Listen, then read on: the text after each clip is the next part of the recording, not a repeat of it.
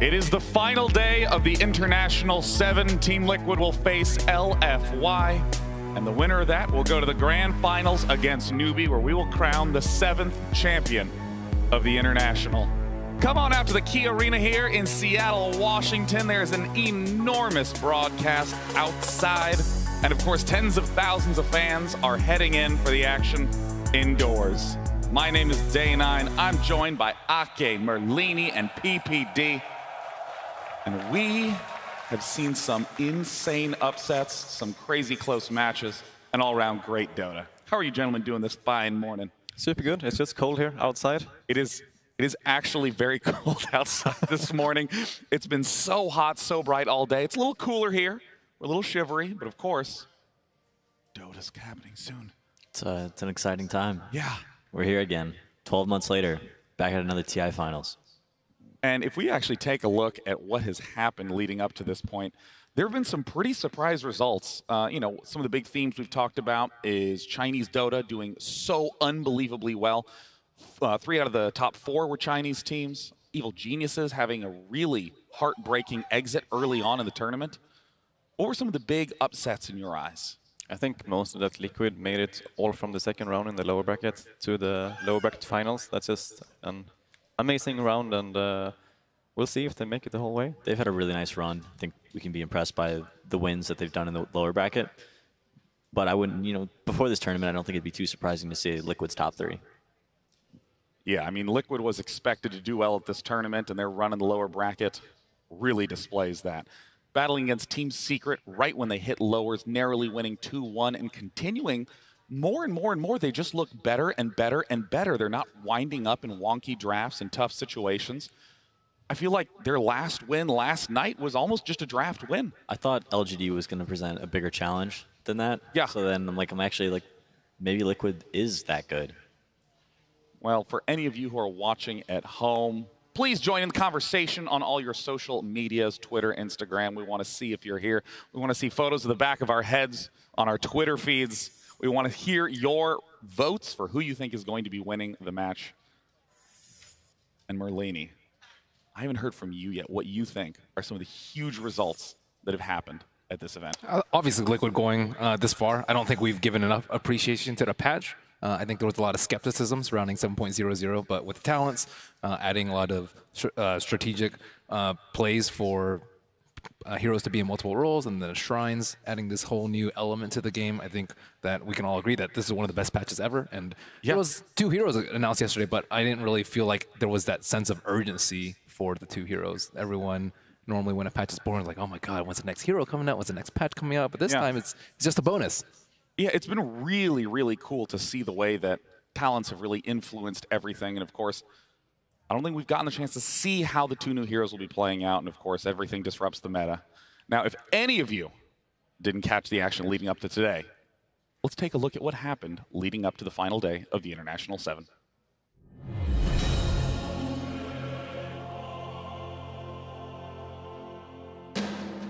Five teams remain, and today 2 will be knocked out and 1 will be the first team to advance to the grand final.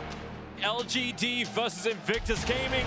He needs this kill with the Sonic Wave. The damage amplification is just way too much. Invictus Gaming, 4 heroes down. They call GG in sub 20 minutes. IG once again on the run from LGD. Somnus back into the fight, but the double stun is doing work. The silence as well. Arme so low. Man to start the air. Go slam. Space created. Arme can blink away. LGD in dominating fashion have removed Invictus Gaming from TI. And the winner of TI7 cosplay is Clockwork. It is the winner's bracket final to determine who will be the first finalist of TI7. Trying to go for Faith, he's gone as well. They've lost 2 Oh men, my he's god, gone as that well. damage. But it's just too damn big at this stage. GG is called. We are going to be going to a game 3. They get the call, the blade mail, the static sword, they're bringing him down low, but Mornay still alive, they can't quite Get him! Mornay is down, and now Newbie moving for more. The stun on 2. The next, the ultra kill for Moogie into TY. And they call GG. Newbie are your first grand finalists here at the International 2017. ladies and gentlemen, Dendi! Okay, this guy is scary. Oh, no! Oh! The hands are shaking. Dendi, are you giving up? Yep, he's too strong. We have seen many in a big match fall prey to this Dazzle Huskar. Team Liquid doing the not Dota draft.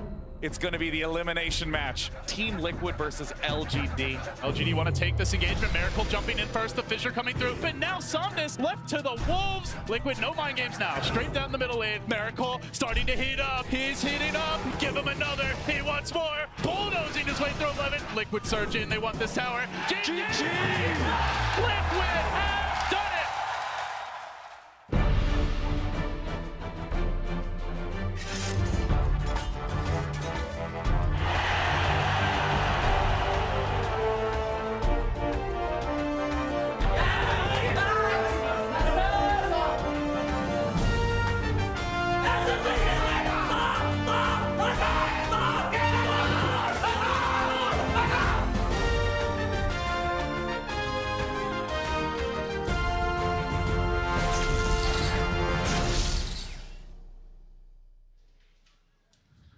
In days 1 and 2, so many of the players were very calm after their wins, trying to stay very focused and collected. But the closer you get to the grand finals, I love seeing these teams lose their mind after their winning matches. Watching Newbie advance to the grand final yesterday was a real treat. And now, it's really kind of anyone's tournament, I feel like. I mean, is there any clear leader in your eyes? I think Liquid has a very good shot at winning, and yeah, I think it's mostly that because for me, they just play good with Coddle and Wisp. But they have really shown that they can actually pick other heroes as well and like perform super well. I think the second game yesterday, people might have felt that it was a bit cheap that they picked Huskar and Brood, but they really they played so well with it. They pushed their limits with the Huskar so good and was able to get kills that I think most teams would actually have lost that game if they had the same lineup. I feel like they really know themselves really well at this point and developing their strategies and the heroes they like to play over the course of this tournament, especially through that lower bracket. I think that they're coming in today incredibly confident in what they know and what they play. But I'm not totally sold that LFY and Newbie aren't on another level. Yeah, I mean, I think that one of the weirdest things for me to personally see yesterday was the fact that LGD dominated their games 2-0 and then got dominated 2-0. And you bring up that idea of yeah, I mean, Team Liquid's looking good, but what if LFY and Newbie are just on this next level as well? And of course, we have good old Coach Purge, and I want to hear your thoughts, Kevin, on what you think the top 3 is going to look like. Well, I'm not really sure where the finals are gonna end up, but I think the important match to look at from yesterday was the LFY Newbie match. I think there's a lot that Liquid can look at there to see, at least based on draft patterns and things like that, to see who's going to end up winning. Now, one of the crucial games from yesterday was Game 1 here, LFY versus Newbie. Now, Newbie had a good laning stage. It gave them an advantage, so a place that LFY doesn't have to play against very often, but it put them in this weird place where they're behind. In almost every single game of that series that they played yesterday, they had this fight between 10 to 15 minutes where the outcome really changed the tempo of the game based depending on who was going to go further ahead. And the cool thing that LFY did this game with their Medusa pick was because they didn't have defensive supports, they needed the focus to be on Medusa. And this works pretty well because she can get ruptured and it's not that big of a deal because any damage that she takes is going to mostly reduce her mana and do a little bit less damage to her hero. And what she did was with a really fast blade mail purchase, a very inexpensive item that is effective on heroes like Medusa because she reflects the full damage, it allowed LFY basically to force their overfarmed opponents to focus on her instead. And then when she pops Blade Mail as well as her ultimate, it basically forces Newbie to disengage for a moment, and finally they end up committing on her. Now usually you don't want to focus on her first, but if you do, what happens afterwards, and the cool thing that they did here, is with the Lich over here, he ends up casting his Chain Frost, which basically forces Newbie to have to split away, because if they try to focus on the Medusa together at the same moment, they're all going to get killed because the Chain Frost can hit so many heroes. So this is like a 20-second clip of Super the Medusa being focused, despite them being behind, and ultimately they do get the kill, but at the same time period, we've got a dead sniper on the top of the map because he was focused by the backline. So the important thing to remember in this clip is mostly vision here. So if we go back a little bit and you scroll up to the top, it's actually Night Stalker Ag's time, or ultimate time. So that means the vision of his opponents are reduced. So they had to go in the Medusa here. And what we saw consistently throughout this series was Night Stalker picked almost every time, and I think there's little tells like this and how these games played out that Liquid needs to use to make sure that they can reach that next level of LFY and Newbie. Night Stalker is one of LFY's favorite heroes, almost picking it first 2 every single game if it's not banned. Yeah, and I mean, it's been one of the most dominant heroes of this entire tournament, picked and banned over 100 times just on the main stage, or excuse me, in group stages and main stage. Now, one of the big questions I want to ask is, we saw Newbie and LFY just storm their way to the winners bracket finals. We're seeing Team Liquid crawl their way back up through lowers. What, in your eyes, is the big team that is a surprise not to see on this final day of TI? Oh, it's tough to say. EG or VP, I would say, one of those two. EG Yeah. probably more so for me. I had them at first. I had like a EG Liquid winners bracket finals, and they didn't really go very far at all. Dropped immediately, didn't win a series on the main stage. That would have been exciting for sure. I think OG, something to be said there. You know, won both the majors this year coming into this tournament. Didn't place better than last year, but still not the results they were really looking for.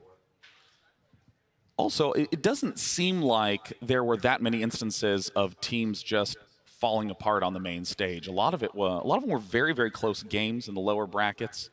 I mean, what is it that you think, what actually was the biggest upset of this entire tournament? Biggest upset. IG LGD was surprisingly not close at all. I would say, I mean, maybe the result wasn't that surprising, but the way they lost was very surprising to me. Like, IG didn't even put up a fight. They did not look like a top 6 team at all. Yeah, I thought LGD as well. Yesterday was going to put up a much better fight against Liquid. So if that's how you want to think about upsets rather than just win-loss, then I agree with that. For me, I just thought that Secret would like come further than they did. It was weird watching both like Liquid and EG and all these great teams come from the lower bracket. It's like, even if you started in like the bottom of your groups and then you had to battle through, you're playing against all these titans right away. And I guess it just comes from that we didn't really think that all of these teams from China was exactly perform this yeah. well. So like for us, who was like thinking, oh, EG and OG and Secret, they're probably gonna be up there, and then they like all of them end up in the lower bracket. Then yeah, top 4. There was what, 3 Chinese teams in VP. Yeah. For the winner bracket, and we were all. I mean, you were expecting EG to win. I was expecting similar things. Oh, I'm gonna get myself in trouble up here.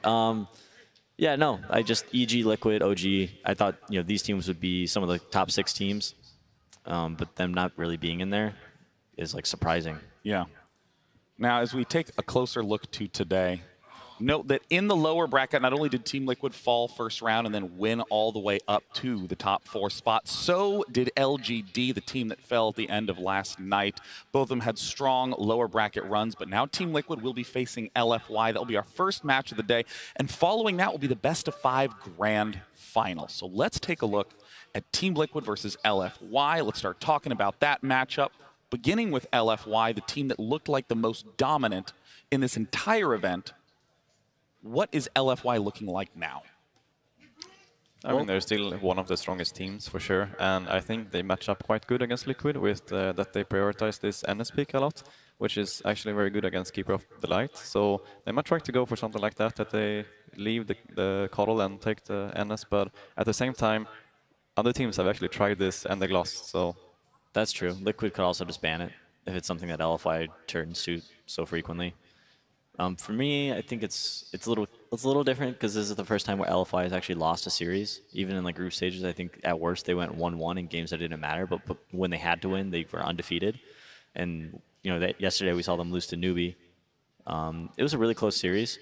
I think the surprise pick and maybe the hero that they're like thinking about more is Bloodseeker. You said they got cheesed by them. I don't. Cheesed by Bloodseeker. Well, it's sometimes these heroes emerge where it's like, wow, maybe this hero is that good. And Newbie identified that Bloodseeker was their favorite pick. They brought it into the first 2 of their draft, and they didn't really. It's not like we saw a bunch of cores on the other team. They were just like, this hero's good.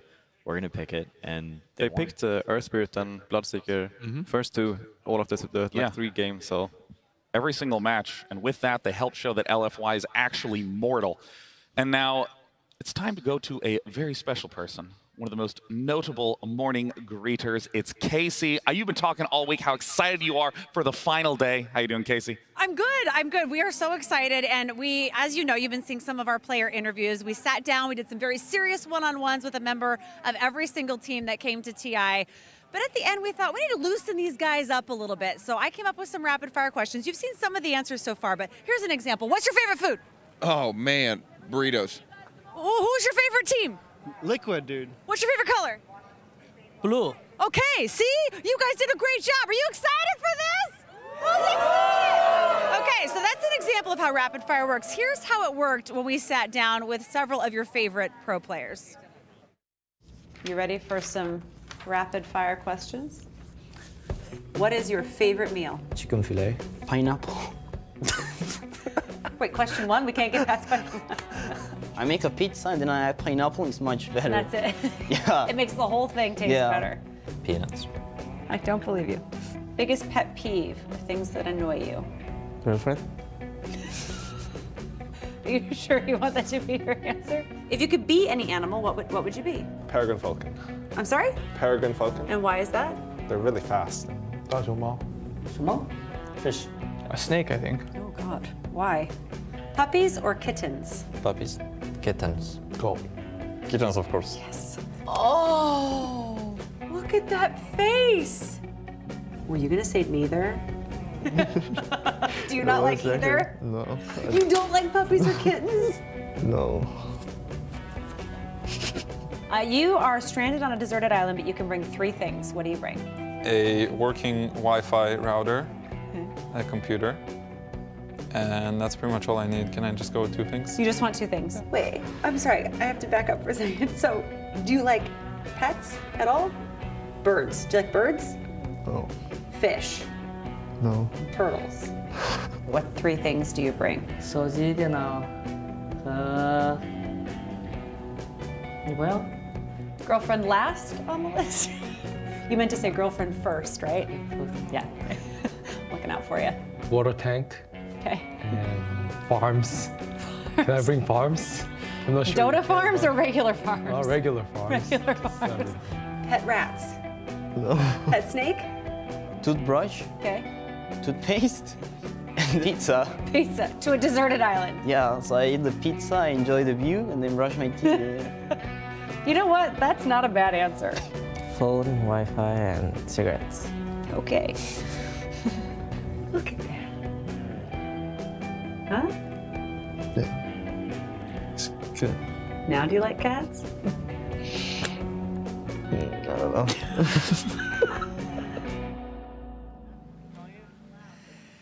Well, you know you're a cat lady when you actually literally start whipping out your camera to show Biscuit of the buttery biscuits to everybody in a Dota team. So I apologize for that, but we really appreciate all the players being in such an amazing sport about us asking those questions. We're hanging out here in the crowd. You guys are looking good, right? Yeah.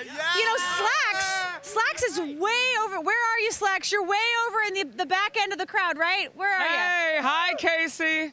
Actually, I'm right here, Casey. Hi. I'm right next to you. Oh, hey! Hi, hey! Inception. I'm here with the fans, too. We're on this side, sir. What are you hoping to see today here at TI? Some really great Dota. Yeah? Who do you think's going to win? I hope Liquid wins. Liquid wins? Is that where you're going for? Any words of encouragement? Go GH. Go GH. Nice. All right. What do we got here? Hey. Hello. Any words of encouragement out there? Yeah, GH God, go Team Liquid. Woo! Woo! All right, fantastic. Come on. GH, shake him. It's all GH? Do we have anyone else that's not a fan of Liquid? Come on. Liquid. Not Liquid. Wrong place. Anyway, I had to go early yesterday, by the way. A traumatic experience happened to me. But I'm here all day today. Maybe I should show you. Why don't you guys take a look?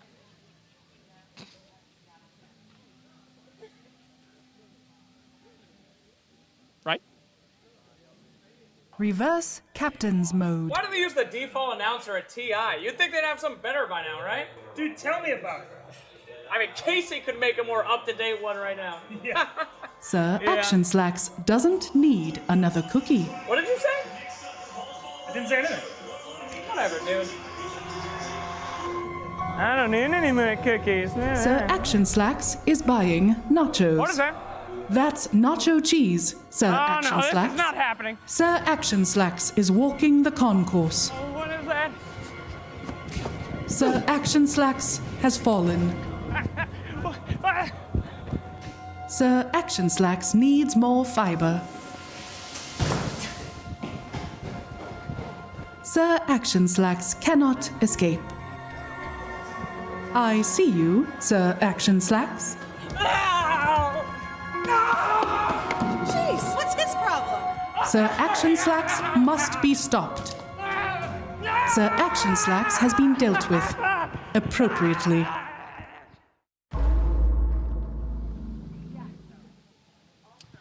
Yeah, so it's okay. She's joined the other voices in the head, so no big deal there. But yeah, everybody's still funneling in there. And if we all ready for the dose? Is that the last man in right there? Oh, no, get out of my shot! Go LFY. All right, there we go. The last man. Hello. Hello. Are you ready? LF1. Yes! All right, LFI, the fans are in. The games are ready. Are you guys ready over there on the desk? Oh my God, we're so ready, Slacks. Thank you. Oh, hey, before you guys go, could I tell you a joke real quick? You had a horrible joke yesterday. Oh my God, it was actually only fun for me, I think. All right, check this one out. I'm ready. They say that the panel is real sexy, but I only watch it for the plot.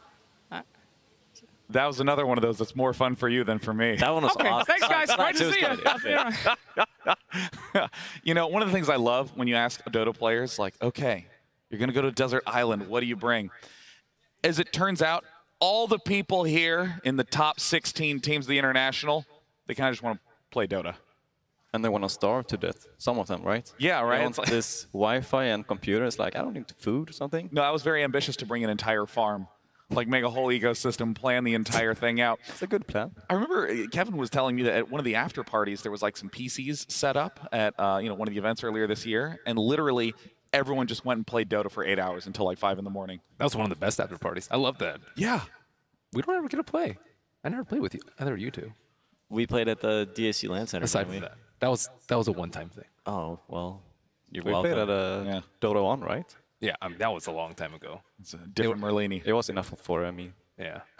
Well, I think the players are much like us. We're just in the mood for some awesome Dota. It's going to be Liquid going up against LFY. And this is, I feel like, a battle of different approaches, different ideologies starting off the day. It feels like that is the reason why there's been so many games that's been like 2-0, because you can play the game in a lot of ways, and some ways are better against like some other playstyles. And like we could see that VP, they won like some games 2-0, like super easy in the upper bracket, and then they struggled in the lower bracket straight away. Well, I don't really think they had themselves figured out. That was like on day 1 of day 2 in Liquid. They weren't really picking any disables, and they were kind of. I wasn't a big fan of their drafts, but now later into this tournament, I think it's really come together. I think Krogi's on top of it. It's a little weird to see a team get progressively better as the tournament goes on. Well, I don't want to say better, but the games are getting more one-sided in Liquid's fashion. Yeah, you'd think, the better the competition gets, the closer the matches would get, but maybe Liquid is just figuring themselves out more, and everybody's just kind of waiting on them and saying, oh, we can handle them. And then when they get there, it's a whole different thing. It feels like it's just going to be tough for LFY to know how they're going to approach it, because I think Liquid have won against, is it 5 teams in the lower bracket? And they're going to see that, oh, they were trying this and they lost. They were trying this and they lost. And I'm going to try this and they lost. Yeah. I don't think they've played each other either, right? They were in different groups, and they didn't see each other. Right. They haven't seen each other in the brackets yet. Yeah. Finals day on its way. This is a big day for a lot of people. The last day of the International. Prize pool is higher than it has ever been. It is nearly 25 million right now. What do you do with $2 million as a Dota player? You play Dota till 5 in the morning. No, you get nice suits. No. You just play more Dota. That's the crazy thing. Is like a lot of these guys will end up here and they'll go party, and then tomorrow everyone will be chilling, trying to get over their hangover, and they'll just go play Dota in their hotel rooms. That has truly been the hardest part about this entire event, is that I've not played Dota all week. It's rough. Yeah. The International has a very particular way of inspiring people to play the game. Yeah, that's what made me play, was TI. Yep. I'm looking forward to playing tomorrow. Well, you heard the horn. That means that the day is about to get underway. Our first team will be coming out to the main stage for the first match of the final day. Please join me in welcoming LFY.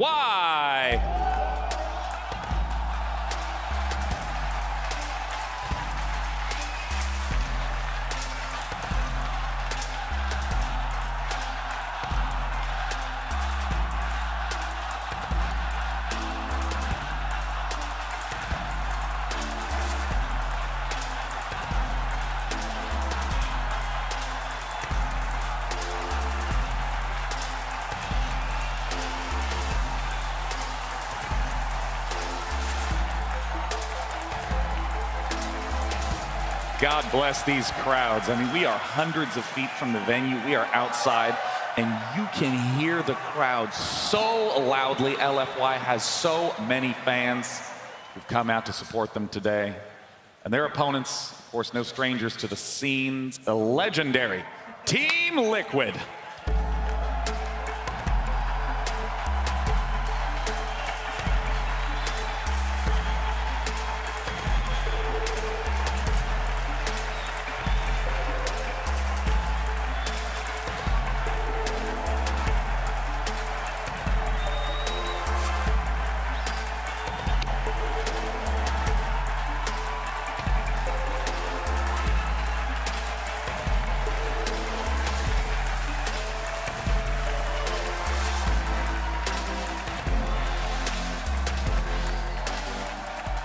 This team has been continuing to gain momentum as time has gone on. Kuroki appears to have figured out his drafting. Many of their games are carried by their position 1 and 2 players, Matumba Man, and of course, Miracle, one of the most legendary mid players in Dota history. Let's take a closer look at Miracle.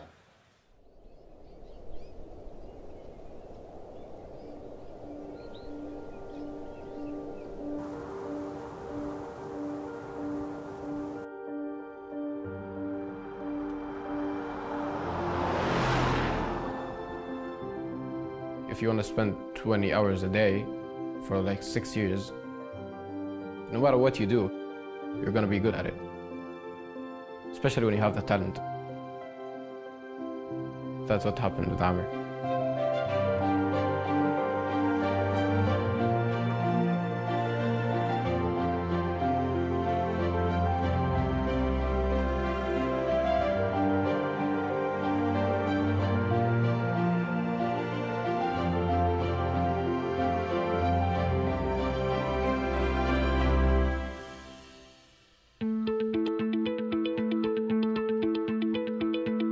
Amir started playing when he was very young, maybe 6, 7 years old.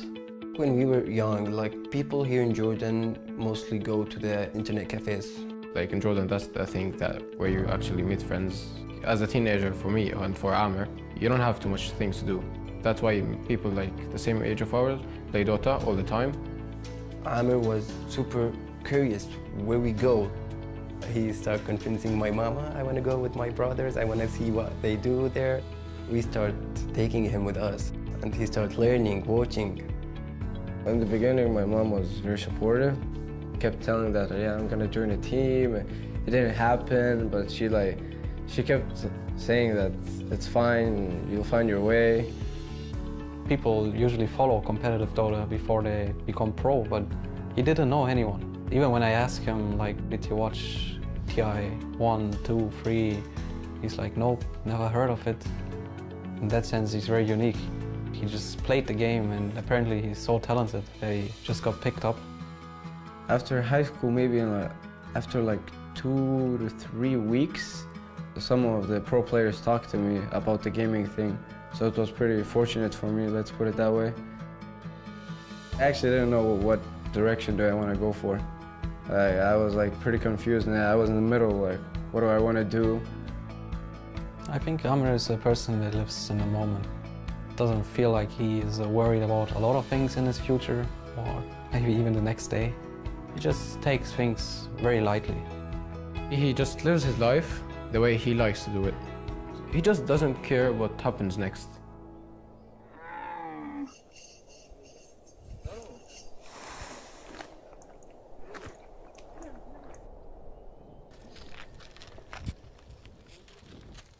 والله إلك الله أنط عليه نط هذا حلو يا هلا يا هلا هذا شكله راح يعض علي اوبا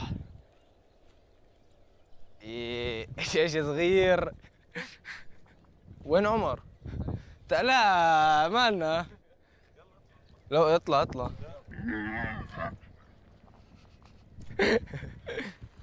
ايش برو لا مش هيوصلك طب طب طب طب طب طب طب طب طب. Because of his carefree behavior, he naturally understands that he should just focus on what's in front of him. I don't really think much about the goals outside of the game, you know. Like, it's only in the game. His level of focus is something uncomparable to any player I've ever seen. I've seen a lot of players grow and become excellent at the game, but when he looks at the screen while he plays, it's as if he's in the game, as if he's in the battlefield. It becomes a beautiful picture in the game. Most of the players play Dota because they wanna do something later. I wanna play Dota because I wanna win TI. He wants to win TI, but he just wins TI without thinking about winning TI. He plays Dota because he wants to have fun. Living in the moment, let's say.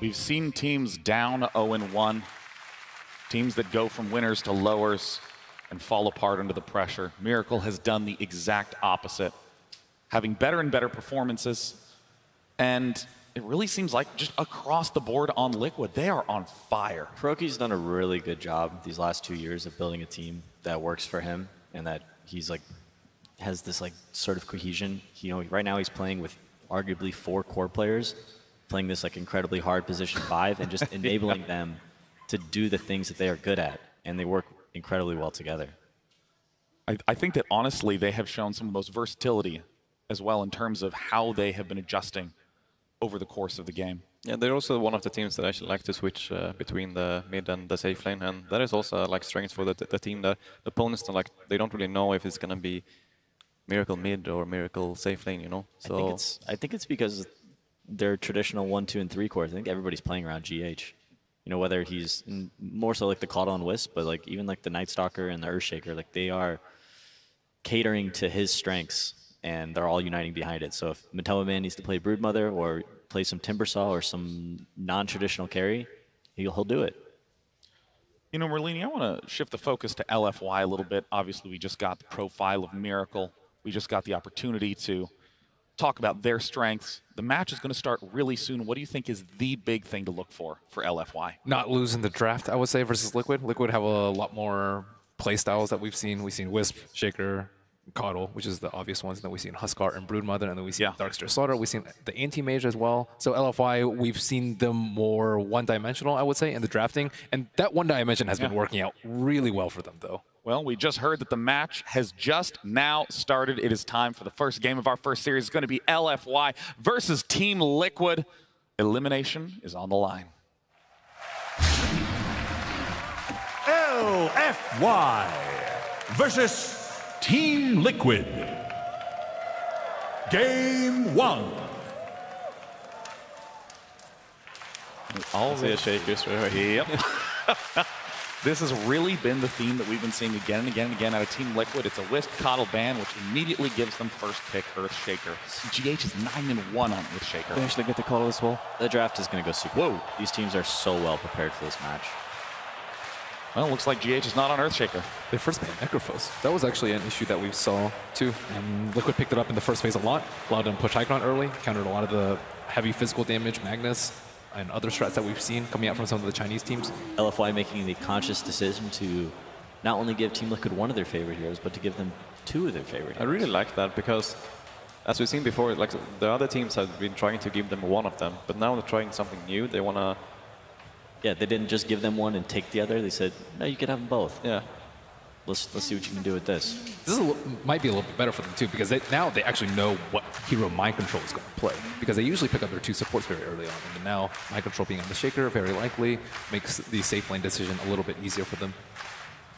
LGD Forever Young also run this combo that we haven't seen too much on the main stage, the Lich Doom, that Inflame has just been running at people, and some of the other players put it. Does it with Nature's Prophet and the Doom. What makes the Lich Doom combo so potent? Well, firstly, Doom's not particularly strong at the early levels, so he can actually pull the wave back, and Doom can also roam into the jungle and eat creeps and not really lose that much in the lane because Lich can sit there. Also, Doom has trouble with armor, and Lich helps that a lot. Aside from that, they just built Doom incredibly tanky and use him as a vision hero, much like other teams would use Night. We've seen a little bit of Bristleback, but the games where Bristleback has failed, I feel like he hasn't had Lich on his team. I think when we see Lich and Bristle together with the addition of that ice armor, Bristle becomes a whole different kind of hero. Doom is kind of similar in that regard because he's so tanky. The effectiveness from Lich's ice armor is utilized so much more. And Bristle is also something that Liquid has been playing together with the Call, but now, as Peter said before, they already have the Shaker, so... And Shaker most likely won't go mid, I guess. I mean, it can go mid, but it's not really the miracle hero, I would say. Yeah, I think up against the Lich, I think Liquid should try and probably keep Miracle away from that lane, wherever it might be. So having some flexibility in terms of laning phase would be good. The puck could easily go to any lane, though. LFY's turn to pick. LFY is really targeting like these heroes that Liquid has been playing around with Necrophos and now Husker as well. And I think it's the right approach. Really just getting team specific. This is, we're worried about you picking these heroes with your 4th and 5th picks and just eliminating them and not having that kind of like scare factor. I guess Lycan is the only hero left that Liquid has really been playing a lot that isn't banned. Other than that, then they have been playing the Necrophos a lot on Matumbaman. Yeah, I like that Necrophos ban. We've seen Liquid play that a bunch of times, and they're winning games for like 20 minutes. Just so much sustain, so much. That hero is so strong in lane. LFY also has the advantage of having so much information about Team Liquid drafts. It's seen them in so many different ways. There we go. We have Afu picking up the Earth Spirit. One of the most notable plays of the tournament coming out from him with the Aegis steal. It's pretty epic. Who did the rock and the Kaka? Yeah, that was awesome too. 2 Earth Spirit plays. It's a very high finesse hero, right? If you're really good at it, it'll show. High skill cap. And if you're really bad, it also shows, right? 10 seconds remaining. It's not my. I've seen that before. It's not my hero. Kuroko's also getting one of his signature heroes here, the Rubik. He hasn't played that much this tournament, right? No, not very much at all. And then that'll be. I think I've seen him play at least once though, and he played great. He used to be one of the best Rubik players as well in the past. He might still be, but he was regarded as like the best Rubik player for quite a while. Yeah. Team Liquid. But that's some nice instantaneous disable up against Puck. Makes him a little less elusive. These 2 cores with Puck and Nyx is super good against both Call and Rubik. They can jump in and kill one of them straight away with Infest Bomb. Yeah, GH on his Call, we always talk about the Aghanim Scepter, but he actually almost every single game goes for a 4-staff first with that Puck Dream Coil with the Nake's Bomb. Call can 4-staff away, but he's going to get stunned, and they'll be able to catch up to him. I mean, the Puck Lifestealer combo we've seen before, not run with Puck mid and Lifestealer safe lane, but actually having that last pick be another huge farming hero like Alchemist. We've seen that. Yeah, Lifestealer can act as almost like a semi-core. He doesn't need to be this hero that takes everything. He works pretty well in dual carry pairings. I think he's one of the one position's carry of choice versus keeper. You don't have to worry about the mana leak or the blinding light as a Lifestealer. It's very, very nice not to have to worry about that. Normally, you just have to get BKB or MKB, usually both versus keeper going into the late game. What are some carries from Liquid that you might like from or up against LGD? I thought maybe Matoma could play Terrorblade, but that's a little bit out of his norm this tournament. Lycan, I would say, is because it pairs up quite good against the Nyx. Yeah. Yeah, Lycan would make a lot of sense here. Troll's also pretty good. Troll as well. Yeah, Miracle could still play Troll. BKB hero seems very good versus their first 3. Yeah, definitely. Until Puck gets Ags. Yeah. So I wonder if Super's going to be playing the Puck. Do you think it's going to be Super Puck or Inflame Puck? Because right now they don't really have great tower hitters. They have last picks. I think that they're going to leave that as an option. It feels like that it's best to have it on the offlane when it's with Nike, because if you have it mid, like you really want to get this dagger and then go with the Nikes to get a kill. But if both your mid lane and your safe lane is like out ganking somewhere, it's quite obvious. Bloodseeker, been a very popular pick just late in the tournament. Newbie showing great success with it up in winners, knocking LFY down with it. He's a pretty solid hero against Lifestealer. I feel like it's not that bad for Lifestealer. Because he can just kind of sit there and man fight, and even if he's running around hitting people, he's still life-stealing. Infest as well to try to dodge the rupture. I think you'll almost always get the jump on the Bloodseeker rather than the other way around, though. I think with the Lifestealer, it's pretty nice. Yeah, he's gonna stay hidden. But yeah, Liquid getting a little bit pushed out of what they have been mostly comfortable playing. Yeah, most of the times when they've been playing in this Coddle, they have this push lineup with Necrophos or Lycan, so they just wait for GH to get his Ags and then they just push during the day. But here is a more like team fight oriented lineup with a Bloodseeker. Fury on the final ban, getting rid of mind controls, or I guess. It's pretty interesting that they think it's going to be a mid shaker. Yeah, yeah. Well, regardless, Furion is one of Liquid's best heroes. It would pair decently well with the Bloodseeker in terms of like what carries you need to win the game. Lots of building damage, some split push, some catch. All good things. Team Liquid taking their time with their final pick. Yeah, they've got a ban here, and then they have to pick immediately.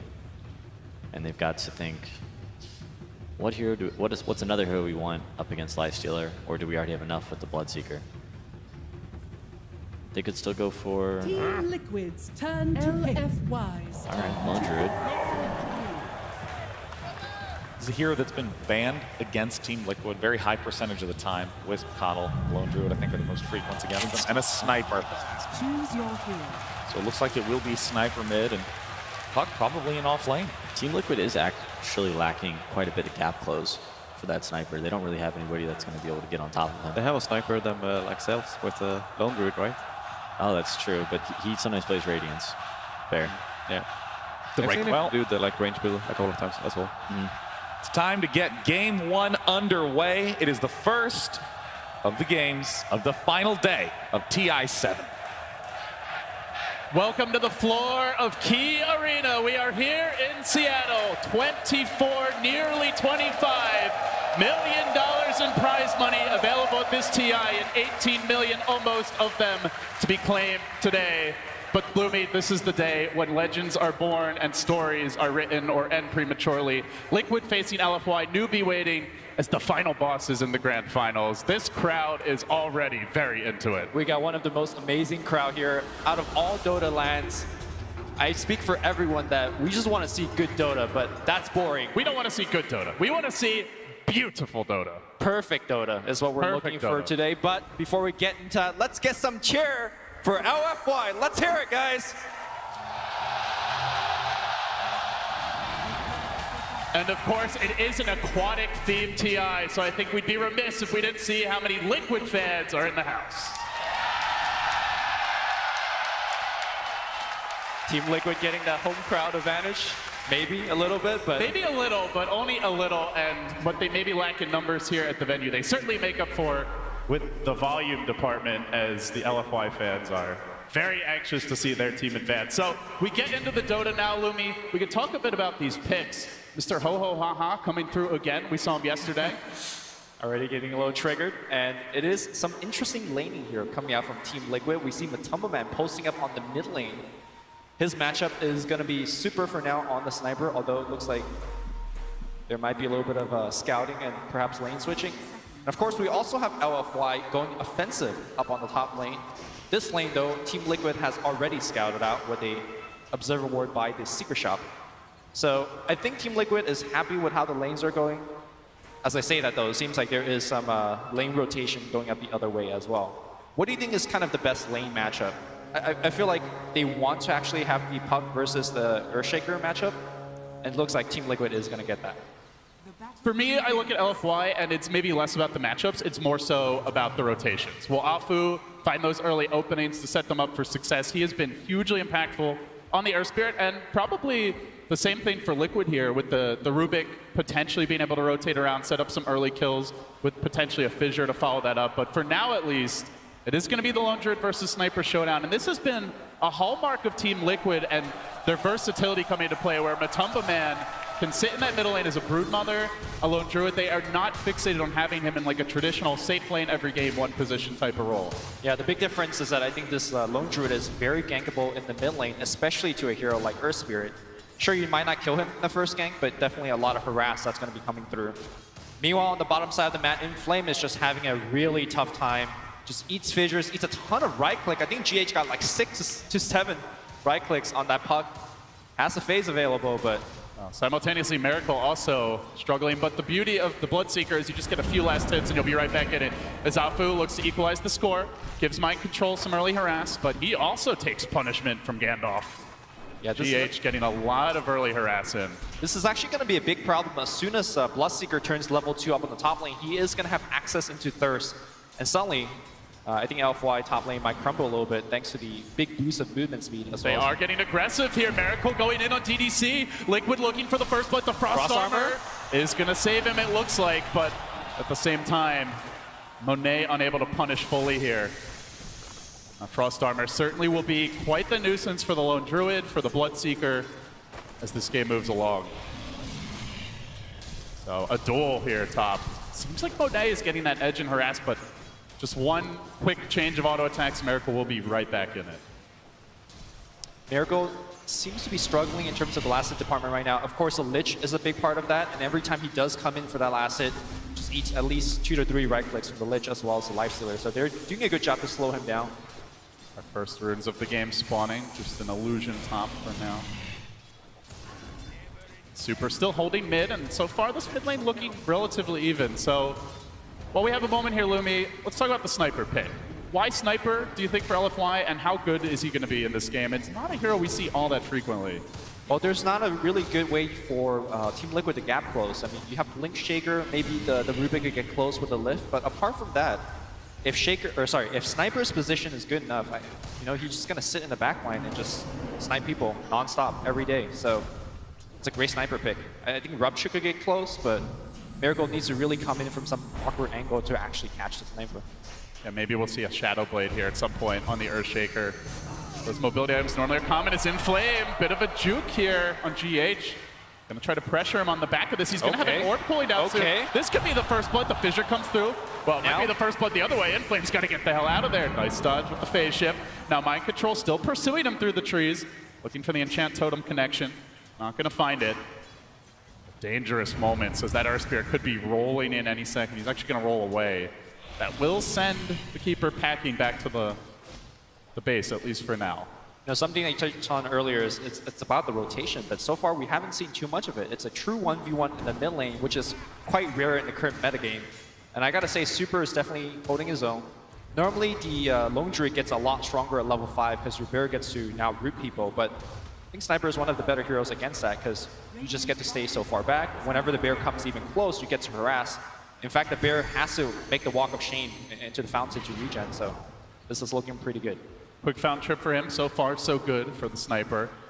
Of course, with the Lich, if there's no kills, you should be passively winning your lane. That said, the Lifestealer slightly down on CS, so pretty early days here, but relatively even start thus far. No major advantage being accrued by either team.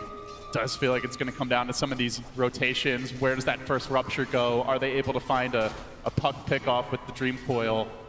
Maybe the supports, the dual ES initiator type heroes can get involved. We'll see. But everyone's pretty content to stay in their lanes. Inflame is going to have to silence Mind Control. They get fissured up a bit. An off-lane Shaker, though, still looking to apply the pressure. Phase shift comes through, but he still gets clipped by the light. Not quite enough damage just yet, but the pressure is there, and this puck is constantly running low on regen. Same time, he is CSing well, so he's able to afford some additional when necessary. You say passive game is good for the Lich, but at the same time, as an Earth Spirit team, you definitely want to be able to convert some of your early rotations to kills. And this particular top board that Team Liquid has placed is making it tough for Afu to... It's not going to see this Earth Spirit coming in, though. He's creeping around in the woods. Can he find the opening? Bloodseeker is a possible kill, but not easy. He already has a pretty decent move speed as of now, so if you could still catch kind of him, hesitant. If you can catch him with Blood Rage on as he comes in for the last hit, as he has now, maybe. They don't have a whole lot Open to boost disable though, starting so up. they've got to time this just right. And Miracle dueling it out with Monet. They're going to try and save that boulder smash, rolling forward. And now Miracle getting stunned up. He's a little bit too fast though, because in the bottom lane, they're diving the puck. The puck may end up going down in flame. While they don't get the kill, they also save this top lane through the power of the thirst, the fissure. Nearly bringing in flame down. Yeah, it was a very lucky break for Miracle. As they started going on the puck, the HP of puck lowers and lowers, activating that thirst, giving that movement speed that he needed to get out of the gank. Very, very slow early game, despite the fact that both teams are aggressively looking for that first blood. We've seen some of those early rotations, not yet netting kills. Now Matumba Man getting aggressive on Super. The power of the entangling claws can leave the sniper vulnerable, especially if a rotation comes in. They'll need to keep vision up for Super. He'll have to be very, very careful about his positioning, because look who's coming from behind. It's only GH creeps. Level 1. Oh, he's going to assassinate the bear. Oh, he wants that kill. Super 300 does goal. get it. That's an easy 300, but maybe the punish can come now. Liquid will trade this for first blood to roll in from Apu. Two-hero connection. First blood to LFY. Bear's down. Now the hero's down. And Kuro might drop as well. Super wants to back away. Ho-ho. Haha. He's fine. He's out of there. Yeah, first blood. They got the bear. Even forced the mind control TP. That is the ultimate coup here for LFY. On top of that, Afu snags the bounty. Talk about a good start, Lumi. Oh, for sure. Just look at the net worth differential. Sniper is about 1,000 net worth ahead of the Lone Druid off the bear kill, off the double kill, and the first blood.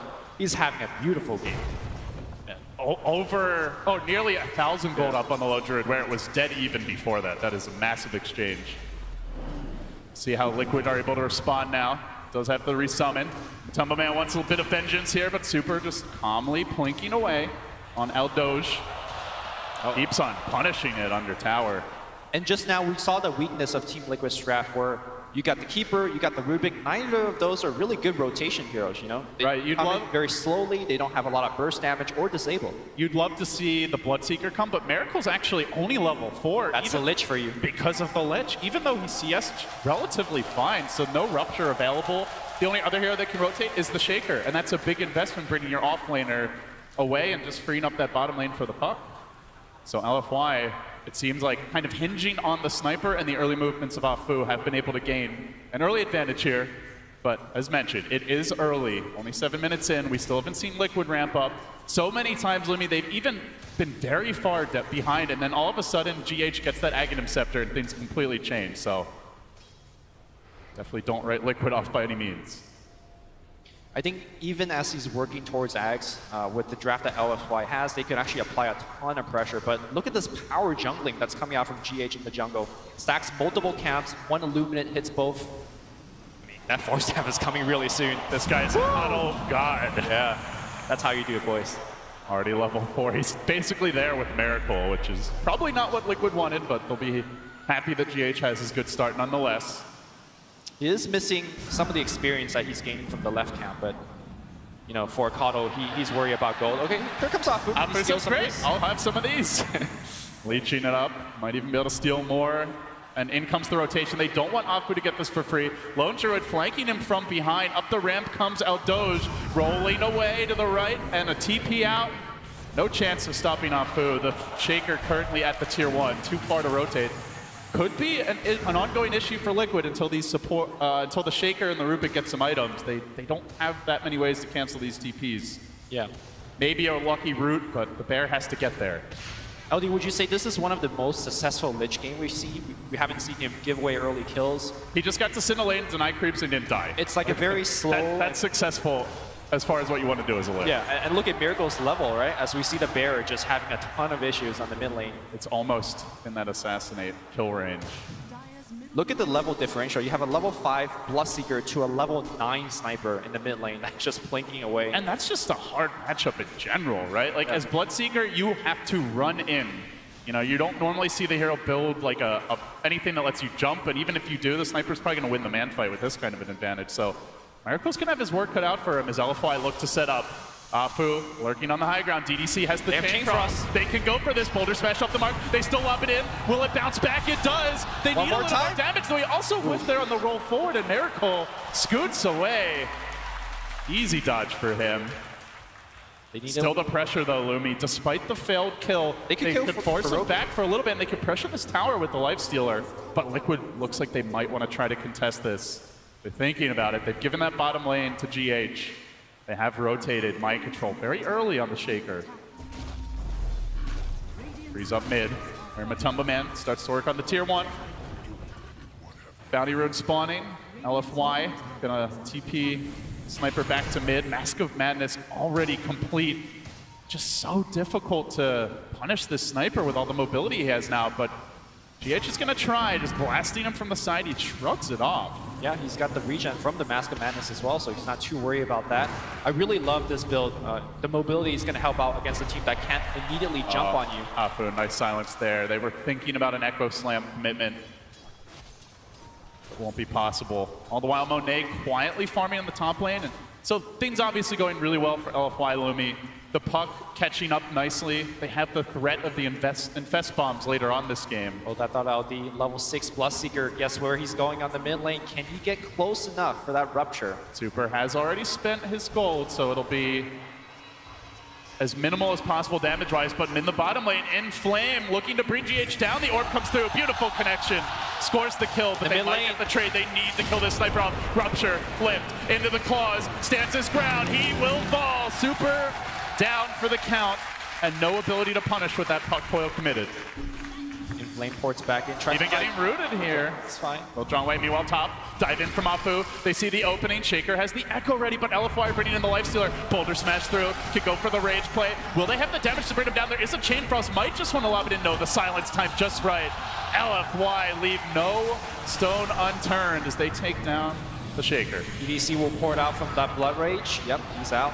The Blood Right, rather. And everyone gets out clean. Back and forth exchanges around the map. They do kill the Sniper, but again, he had already spent his gold. He's still over 1,000 up on the Lone Druid. In fact, look at the net worth. All 3 of LFY. They're moving on to Miracle here. Open wounds to start. Rolling Boulder forward, and now Afu commitment with the kick. Scores the Miracle kill. Oh, one more hit. They will get it. Gets him again. This is not the kind of Bloodseeker game that we've seen on the road to the finals. Not over yet. Mid lane Puck has an Invis Room. He scouts out Matumba Man. Coil is available. This is not a solo kill. Yeah, he needs a Sniper to be nearby, but Sniper, it's like, I'm going to sit in the mid lane. If Matumba Man comes back to mid, perhaps they do go for that, but instead there's a dire scan bottom. They're going to rotate that way. They maybe dodge the skank and get a tower. Still, as good as the game's been for LFY early, they've yet to take a tower down. There's a lot of teleport scroll on the side of LFY. They could just coil and port in. There is the one. Do they want to, though? It's already too late. Tower's down, but maybe they can at least Sniper's get the kill. But Matumba Man caught out. Could be another death for the Bear. Tries for the TP. Not going to happen. Matumba falls once more, and still LFY grabbing their own tower in the top lane. So they do answer back. A 1-for-1 tower trade, but the kills, those precious kills, are all going LFY's way.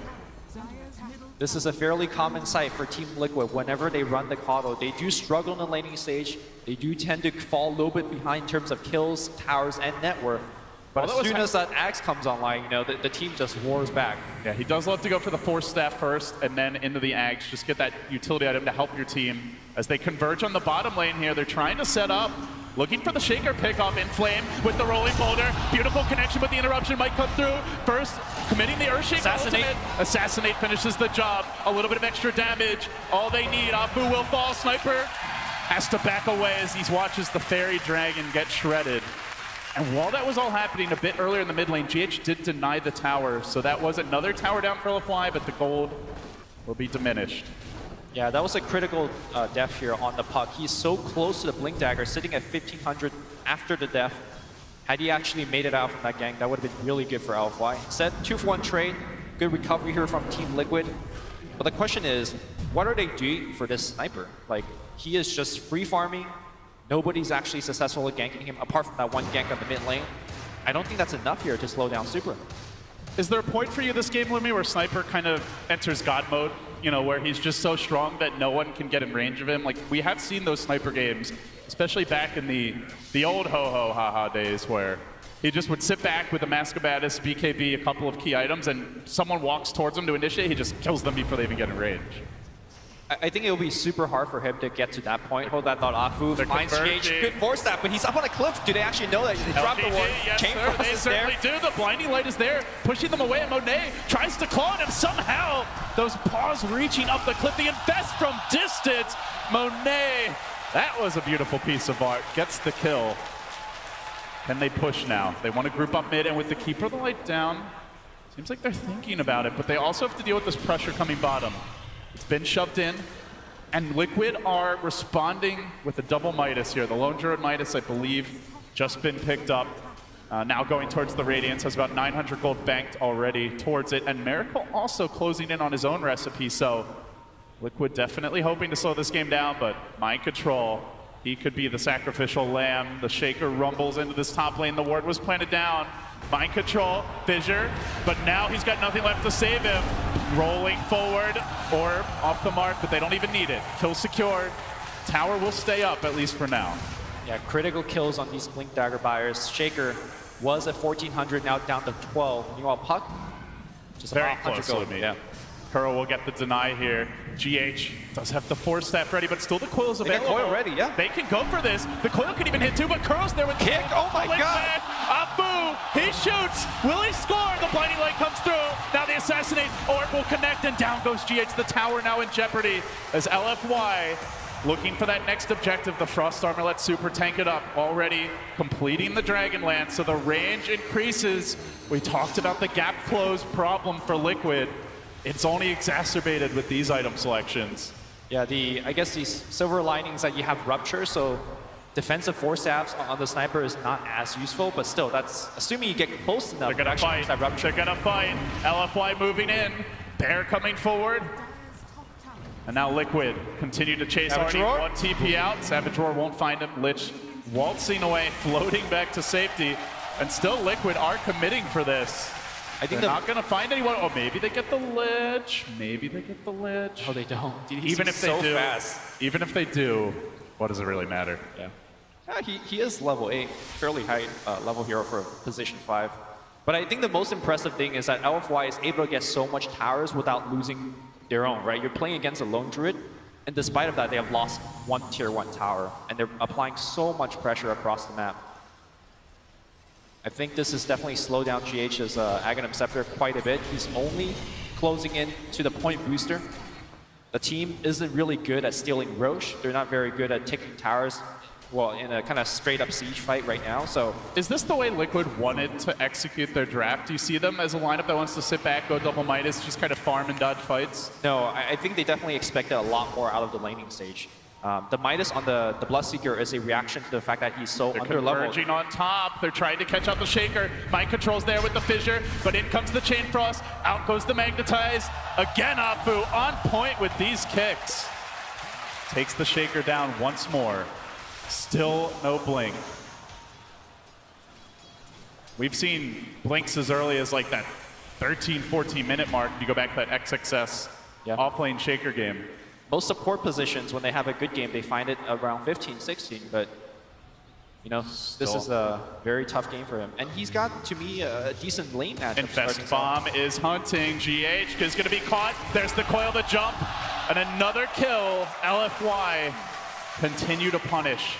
You mentioned the importance of Blink Dagger, and it's just LFY able to constantly pounce here now. And the thing is, LFY is able to do this without having any vision into the Radiant jungle, or Dire jungle, excuse me. Team Liquid is going to get spooked. He's like, how are they seeing us? Where are they constantly finding us? They might need to go into D-ward, but there are no wards to be dewarded. As this is happening, LFY continues to apply pressure. They're converting these into tower kills. The tier 2s are now both down mid and top. It, in theory, opens the way for Roche. Though you do look at LFY and say how they're not a very fast Roche team, Louis. No Midas armor here. They're tanky with the Frost armor, but it's something that Liquid could potentially respond to. Yeah, Monet is also not working for a Desolator, which you sometimes see. I think objectively, they're just looking to kill people and apply pressure as opposed to, you know, taking buildings. Not again. Miracle. Not again. Miracle trapped out once more. LFY, no mercy. Throws in a wayward Rupture, but in Flame shrugs it off. Does not care. Well, Team Liquid needs to resort to split push. And that's kind of what they're doing. They do have some very good vision in the enemy jungle. In fact, this one will scout out super. Do they have enough to get the kill? They need this kill. He's out a bit far, but he slowly works his way back to the left. And Liquid are too scared to walk down that hill. You compare it to game 2 yesterday, Lumi, where that was the no-fly zone for their opponents, but they don't have that broodmother infestation. They don't have the 11, 12K net worth advantage. And they don't really have the reliable initiation. Yeah. The Blink Shaker is so important, and they just don't have it. Finally has picked it up. Mind Control just got it now. So perhaps Liquid can start making some plays. Yeah. This could be the start of a comeback. I love the vision over here. This is where they're going to live for the next couple of minutes. And if they get super once or twice, or maybe get the life stealer once or twice, they could be right back in this game. Because now your bear is also big enough where you could convert these kills into very quick tower pushes. The Relic is, to me, flying in as well on the courier. Liquid mustering reinforcements. At the same time, like, they have invaded this LFY jungle, but it's almost as though they don't have an alternative choice. They smoke under a ward. Liquid could catch LFY napping here as they rotate. Bear out in front. LFY keep on going, still that smoke. And Liquid retreat. Do they want to spring a trap here? They're setting up with an Illuminate. Ward's getting planted as they look to breach high ground. They're lacking the Bloodseeker for this fight, and in goes the puck. The smoke's gonna break. Orb coming through. He finds Mind Control. They get off the silence. LFY, the gift that keeps on giving. Another pick for them. This is really reminding me of that Mind Control. Radiant Scan even found someone bottom. Okay, Sniper, He's hiding Shrapnel. in the trees. DDC's hunting. Shrapnel coming through. One more Shrapnel. Scurrying the hell back towards Everyone safety. is out. TP, get the hell out, Liquid. The ward, meanwhile, does see that lone druid mid. And Apu is looking for a further pounce. LFY, they're the ones constantly going for these ganks, going for these initiations, and they find Matumba Man. Savage Roar's there. Hugs coming in Gets here. him back to safety. Now the Boulder Smash forced out. And now the TP's come. They do have the Shrine. This could be dangerous for LFY, and they know it. They're going to back away. Even though these kind of moves are not really converting into kills for LFY, they are still applying a ton of pressure where GH doesn't get to stack camps, doesn't need to get to farm. And they might just get this tower bottom. Like, they will get it. If they get no kills out of that sequence of events, and they will, Monet grabbing the tier 1 in the bottom lane. That's 5 towers for LFY. Liquid have taken 1. Yeah, they're also doing a very good job to make sure that no split push is happening. That's something that Team Liquid has been very good at. Yeah, sure, they fall behind a couple of thousand gold, but then, you know, GH is across the map, pressuring your towers. And now look at the next move. LFY They're going to run top. into this puck up top. Starts with the silence. Yeah, doesn't have enough by himself. Wisely not picking that fight. Kuro instantly dewarded the lane ward mid, so LFY are playing quite a bit in the dark around this map. Only one ward, I believe, standing right now. A proud ward. Silence. Blink Orb, and now the TPs are coming in. They might take this fight. Miracle, he's committed the silence already. 3 heroes coming in. The Vest Bomb revving up.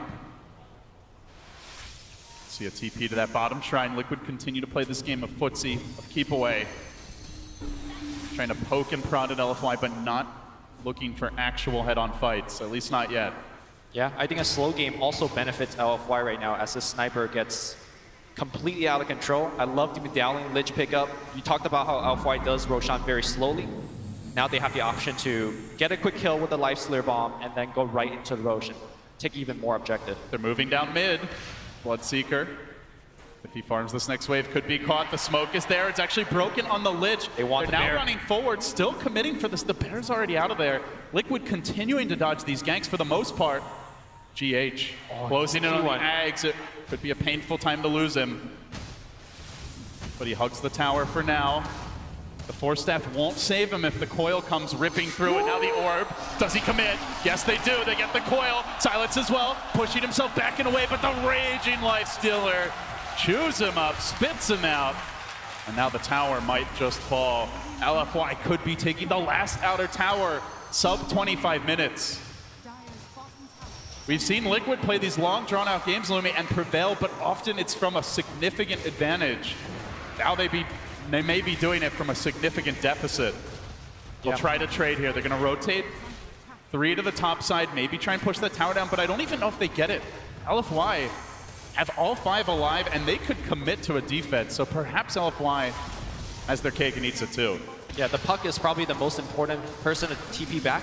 They are TPing, but not straight to the tower. They're lacking the coil for now. The Bear munching rapidly, looking to bring this tier 1 down, and Liquid are in position. Rolling from the sides, they commit the glyph, and now the Infest bomb forward, trying to bring down Matumba. On the side of this fight, there was an Echo. Commitment for Super, they take him down. They couldn't kill the Bear. They lacked the firepower. LFY, finally Liquid finding their opening, but can they deal with the Lifestealer? The kick comes through, slowing the Bear down. On the backline, Kuro got picked off in the chase forward onto Miracle.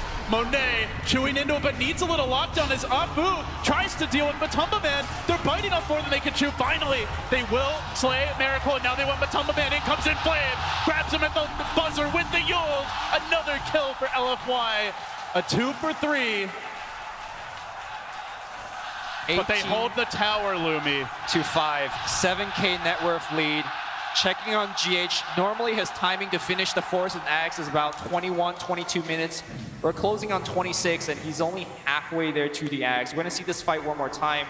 They did pick off the Sniper, which is pretty good at the first half of the fight, but they threw everything on the Sniper. They committed the Echo Slam, they committed the Rupture, and without those spells, they just don't have enough to take the second half of the fight. There's no escape coming out from this essentially race car build from Monet, and they just chase him down. I'm still not feeling the presence of the Bloodseekers in these fights. So often the Lifestealer just mans up on him, rages, and just doesn't care about that silence, and Bloodseeker is not really able to be a threat. Like when we saw Newbie running the hero yesterday, pretty much all the recent Bloodseeker games, he's been hugely impactful. I mean, the difference is the fact that there is a Lich in this game. His level 6 was delayed to, like, I think minute 11 or something. And even after he's got his level 6, the Rupture ganks, I think that was the second successful Rupture gank we've seen in about 26 minutes of gameplay. And that was a pretty risky maneuver by LFY. TPing into the Shrine, they knew Liquid had to be going for that aggressive push as they forfeited the tower bottom. All 4 heroes were missing, so they kind of knew what they were walking into, and they still took the fight. Yep. Well, we're closing in on a BKB on the Sniper. Once he's got that, I don't think he'll die in the engagement that he just died on. So the way he died in that fight was he TP'd in like on the Shrine with 3 Liquid heroes behind him. If they're going for a siege, it's tougher for Liquid to get that type of flank off. You were asking me earlier, you know, what makes Super into a Superman status on the Sniper. I think this BKB will kind of tie him over to that point. But more than anything, though, it's about vision and his positioning. So far, I think Team Liquid has done a very good job in terms of the vision game, but I expect as LFY begin to siege these tier 2s and high ground, that they're going to have sufficient vision to make sure that they don't get ganked and flanked. As you mentioned, BKB complete. We can take a look at the items coming out now for both squads. DDC grabbed a gem, has the medallion, so Roche potential is ramping up. You can see In Flame well on his way to a Linked Sphere pickup. Great tool against the Bloodseeker especially. Monet, as mentioned, did grab the Deso, now an Assault Cuirass being queued up. So across the board, LFY getting their items, even the Blink on Afu, and perhaps the most important tool for them. They have another way to initiate with these Lifestealer bombs. Yeah, you're absolutely right. Normally, when you see a puck on the map, you're like, okay, you know, we're safe to farm, because puck is the most reliable way to initiate with a Lifestealer. And now, Afu, the way that he plays, he's constantly off the map. He's mostly hiding inside the trees. And as Team Liquid, you just gotta be afraid, you know, is it a Lifestealer and a They jump in, they find Miracle on the high ground, and they munch him. LFY, easy pick for them. That's a 60-second death timer on Bloodseeker. They could He has the buyback. They are pushing out this bottom lane. Just go Roche, right? But as you mentioned, Roche, right there for the taking.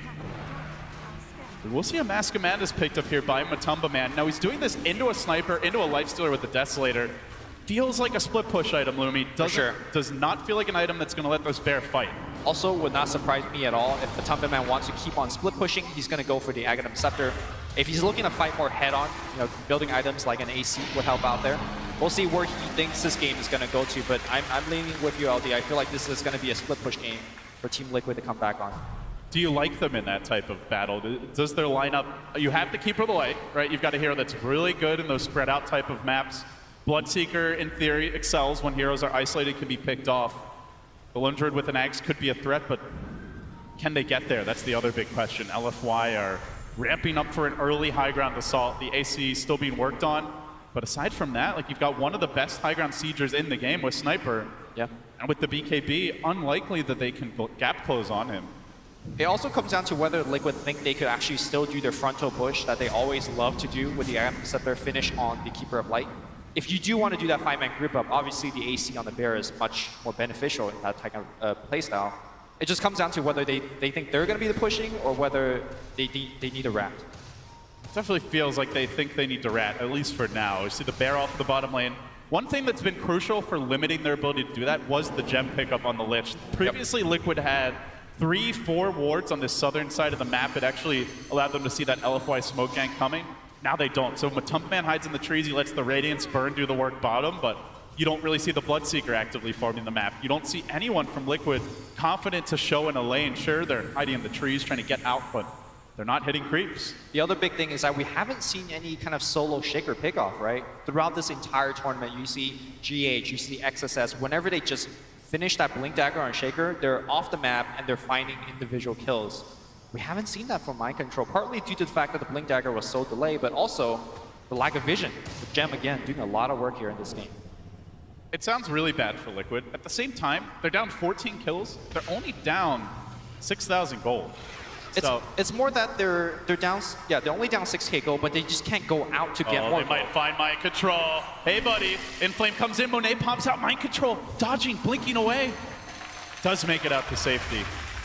But you know, LFY, they see the way Liquid wants to play this. They're hunting in the tree lines. They're dewarding the map. They're constantly scouting for heroes off on their own as Afu sets up mid. He's going to make the move on the Miracle here. Will there be a counter? LFY punishing Liquid in their home turf. The Magnetized pretty Miracle low. Gets to the shrine, taps it and stays alive. Sniper could not get vision for the Assassinate, and Miracle is out. Shrine getting him back up. It does say a lot about how LFY, how confident they feel. They're diving heroes under the shadow of a tier 3 tower, unafraid that Liquid can respond. And they're doing it just with a squad of 2, maybe 3. Let's see how the game changes, because we are approaching daytime, and I think that's where the Aghanim Scepter of GH will allow them to get a little bit of vision back. They find Matumba lurking in the trees. Monet gets onto him. The Bear blocks the path, but the coil Savage is Roar, the perhaps? answer. Savage Roar, not a matter. Yeah. LFY slaughter that Bear again. He can kill creeps, but he cannot fight heroes. We'll see if LFY decides to go on the high ground. They still have the Aegis on the Lifeslayer. He can be a great person to siege in the front line. Very resistant to the Team Liquid defense of things like Savage Roar, Blinding Light, Illuminate. And here it comes. But they are pushing daytime into a Keeper of the Light with Ag, so... They do get a stun here into a silence and an echo commitment. Out pops the Lifestealer, gets to work with a 4-step away. Good start for Liquid. They bring the puck down. Coil not available for this fight. Bloodseeker on the run though. Being brought low. Monet finishes him off, but has he overextended. Gets lifted up. Still keeps the siege going as Super goes for the assassinate. The smoke dodge by Burrow. Nicely done. Plays by him. Still though, they're in trouble. Looming Chain Frost comes through. Mind Control on the run. Liquid pulling out all the stops, but might not have the answers anyway. Monet diving deeper, forces them on their heels. The roll, the commitment from LFY. They force the buybacks out. They will lose their Aegis. Perhaps in too far. A gem casually on the floor. Matumba Man coming in late. This is where the Radiance could be super impactful. No BKB. LFY, they've overplayed their hand. They're going to lose the sniper. They ping out the gem. Somebody pick up the gem. Wants to get away. Somebody grab it. Somebody grab it. Kuro going for the assassinate, but the blink dodge. Very smart TP by Matumba Man. He sees his teammates being diving TPs in front of his building and go for it, but now might be a little bit of trouble here. He's still going in. He's still diving deeper. The kick is there from Afu. They're committing for Matumba Man. They kill him under his own tier 4. Nothing. LFY are not scared of Liquid. Assassinate flying in. Afu doesn't care. He's tanky enough for that, and now they go back. They have the cake. They're going to TP into the shrine, though. Okay, Look for the Bloodseeker's back. Blink into the trees. Miracle. Who's he going to find? Monet TPs. He's gone, too. Everybody's gone. Unbelievable. Fearless. LFY are styling on Liquid right now. Liquid pulling out all the stops with these individual plays, but it's just the raw punching power. They just can't seem to deal with Monet right now. Very good initiations to start the fight, to try to blow up the puck, and they do, but critically, this team fight, look at the way that it's initiated. Puck jumps in, and then Afu jumps in, and all the meanwhile, the guy that's off camera right now is shooting at everybody. Sniper pops the BKB and just go in. We've been mentioning there is no answer for the Sniper until Matumba Man survives and come back. and then he TPs behind the tower. He then gets to do some stuff, but if the sniper is in position, he will ruin the game for Team Liquid. I mean, that was pretty much like the best possible execution Liquid could have dreamed for, right? They get a clean kill on the puck to start the fight with the combo. Not easy to do when he has a Liquid Sphere and a Yule Scepter. On top of that, you smoke dodge the Assassinate. You almost manage to steal the gem. The Lone Druid comes in late when Lifestealer is retreating and actually is able to do damage with his bear. And even then, LFY are still diving you deep, forcing heroes to die, and even forcing out that Rubik buyback. So that's like the dream scenario. Liquid have to keep on playing this well. Yes. To avoid getting run over by the LFY machine. This might be the smoke that will turn the tide of the battle. It is daytime. They got the GH vision. But look at LFY's positioning. They know that's what's coming. This is like the reverse Night Stalker. You know, when it's nighttime you hide, it's when it's daytime you hide. Yeah. I mean, LFY knows that the only way they will fall behind now, and they double smoke. Yeah, they are Nobody so ever desperate. sees the double smoke They are coming. so desperate to find something, but LFY just knows they're gonna sit here. There's no Roche to take. There's nothing really to lose except the tower, but Liquid are not going to walk in for a headlock siege, and now LFY, now they leave their base. They're in Liquid's head, Lumi. That might not mean they win the fight, though. Liquid on the low ground, but they have the flying vision they could set up here. Look for the initiation. Who's going to get the jump? Afu has been the solution so often, but they actually head south. The climax, it fades away. We won't get that big fight yet. Back to farming. It is nighttime, and ironically, it's the time that LFY wishes for. You gotta keep in mind that the Dire pop double smoke. They are still working with a vision disadvantage thanks to the gem. Supports are super poor on the side of Team Liquid. There is no answer to Sniper. This Lifestealer is already getting to be fairly big. And of course, on the other side, Miracle has still been struggling. Sniper, if he wants to buy it, has an MKB. MKB is going to be fairly important when it comes to playing against Blinding Light. You've got a Halberd to worry about this game. You have the Blinding Light, as mentioned. You have that Radiance, so it's a pretty important pickup, as you mentioned. Although, you know, more than even all a of these, Solar Crest on the Bear. More than any of these items, though, still, it just comes down to position, right? Because Vision and Initiation. Yeah. If you just get ruptured as a sniper, then suddenly your game gets really hard. They're hunting Kuro. Bullet dodged. They are going to pick up a gem. And one thing that was really a crucial part of that last fight, where we saw a ton of sick individual plays in the combat, was just the fact that LFY got away with the gem. Yep. So they held onto it for DDC. Liquid would have loved to be able to deward the map, maybe gain vision supremacy, but now darkness falls again, and LFY start to move in. And you can really see this yin and yang of the mid game, where when it's daytime, LFY are going to play safe, especially if Roche is not up. And when it's nighttime, that's when they get aggressive. That's when they roam, looking for pickoffs. Mind Control seeking these individual solo kills, just waiting for somebody to be farming these waves. And he might get it here. Puck rotating in, but he gives up his positioning here by the fissure. Simultaneously, the split push continues with Matumba Man. And he does have that point booster, so he definitely is going for the Aghanim Scepter build.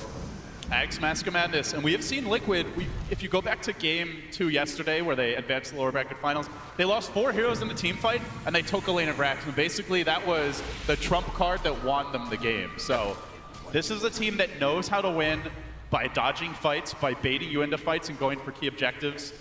LFY will constantly have to remain vigilant that they don't give up any freebies, but they have tier 2s, Lumi, at least mid and top. So options for Liquid to go for that split push, that bait of sorts, are fairly limited for now. And I feel like every second that this game goes on, LFY is just getting a little bit more from the map. Roshan spawns, moves C quickly, LFY demolishes it.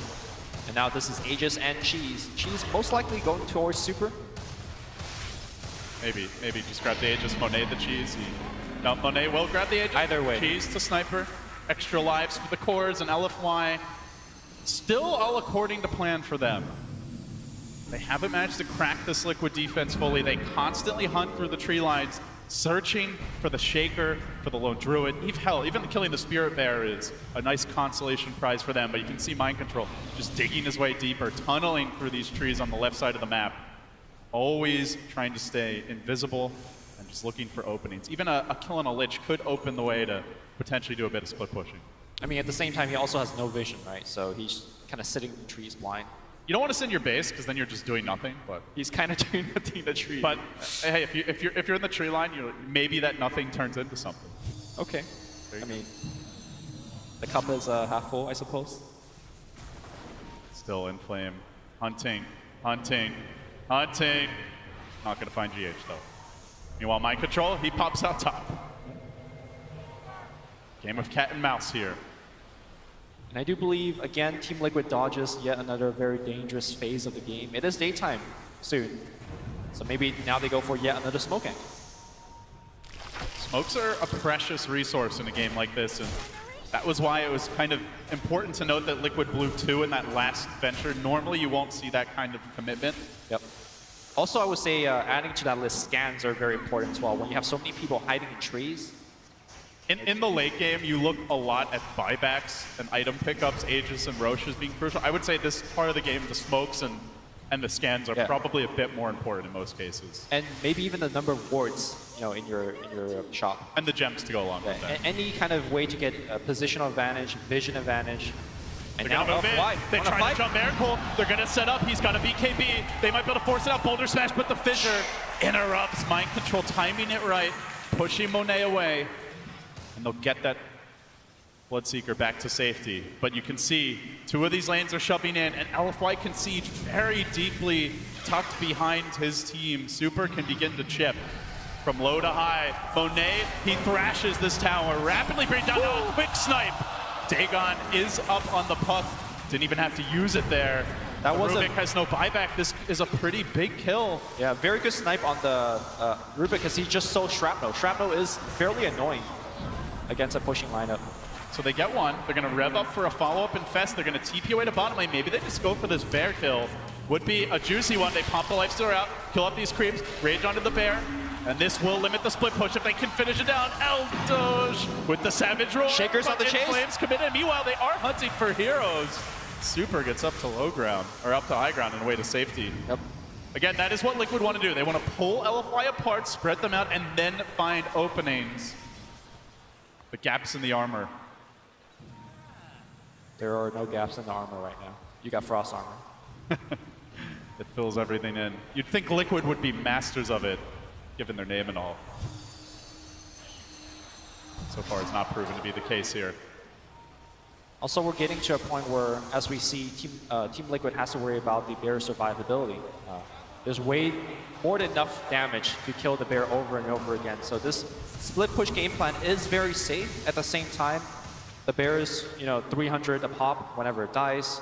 On a very long cooldown as well. You kind of look at it like we're going to feed the bear. It's about limiting how many times it dies and trying to push as much as possible. Right, and how much time you could delay with the bears. It's a min-max problem, but you accept there will be some deaths. Yep. High ground temp, number 2, this time with the double damage. They try to hold the line here. The bear is off split pushing. The tower drops rapidly. Now ping him out. Moving in on Miracle with the BKB. The Echo commitment with the sniper. BKB.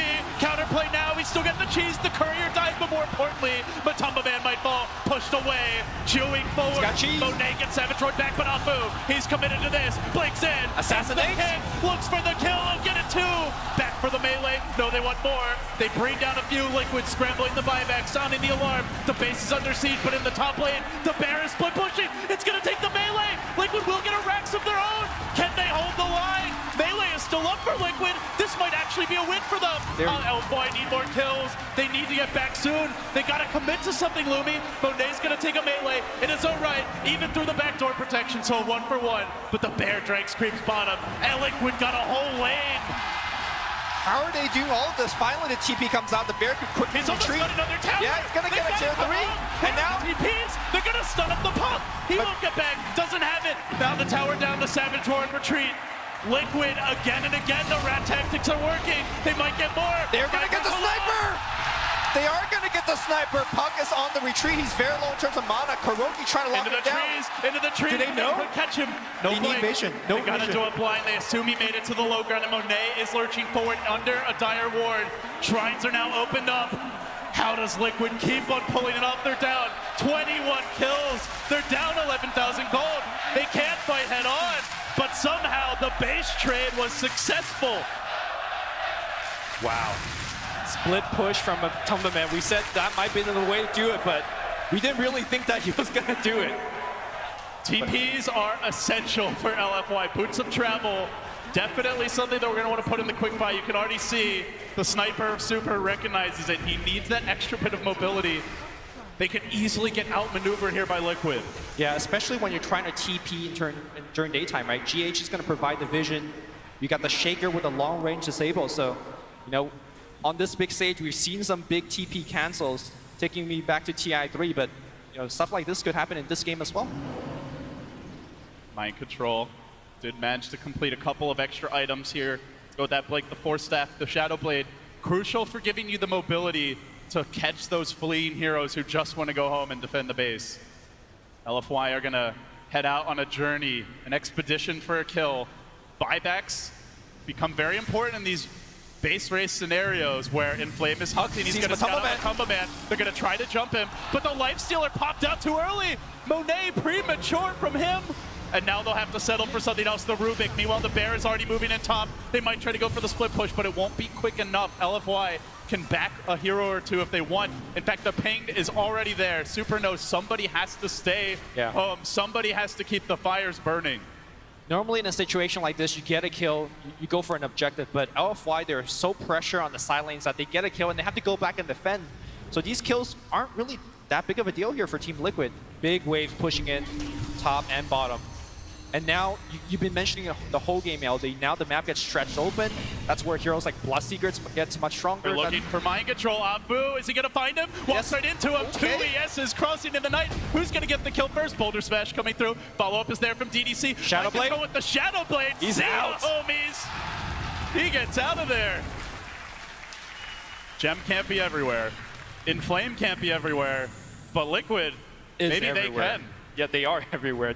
You got dudes in the tree, you got the global recall happening in, and this is all during nighttime. Daytime, I think we're going to see Team Liquid come in alive again. And most importantly, Miracle nearing that level 25. How often have we seen that cooldown on the Blood Rite being so damn annoying against pushing lineups? This game could end in one fight. We are 47 minutes in. Both teams have claimed a melee. Tier 3 exposed additionally for Liquid bottom. So we could see a rush towards the throne. We could see Megas instantly grabbed by both teams. LFY do have the Boots of Travel. BOT level 2 could well be the next selection for them. And then all of a sudden you've got 3, maybe 4 heroes that can instantly arrive at the Liquid base, win in a split push ward perhaps. Yeah.